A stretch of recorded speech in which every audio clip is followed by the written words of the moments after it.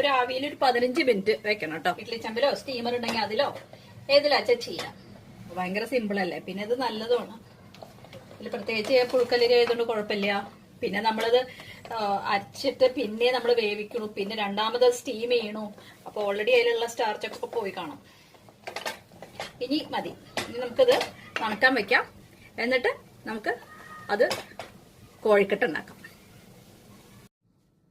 നമ്മുടെ ആട്ട തയ്യാറായിട്ടോ. ഓരോ ബോളായിട്ട് ഇങ്ങനെ ഉണ്ടാക്കാം. ഓരോ കോഴിക്കട്ട് ഉണ്ടാക്കാം. അങ്ങനെ കയ്യിൽ അങ്ങനെ ഒട്ടുണ്ടെങ്കിൽ കുറഞ്ഞ് വെള്ളം തൊട്ടാൽ മതി കയ്യിൽ. എന്നിട്ടിങ്ങനെ ഉണ്ടാക്കി വെക്കുക. ഉണ്ടാക്കിയിട്ട് സ്റ്റീമറിലോ അല്ലെങ്കിൽ ഇഡ്ഡലി ചെമ്പിലായാലും മതി. നമുക്കൊരു 15 മിനിറ്റ് അത് സ്റ്റീം ചെയ്യണം.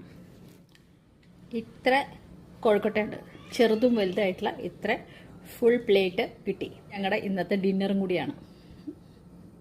നമുക്ക് പോയിട്ട്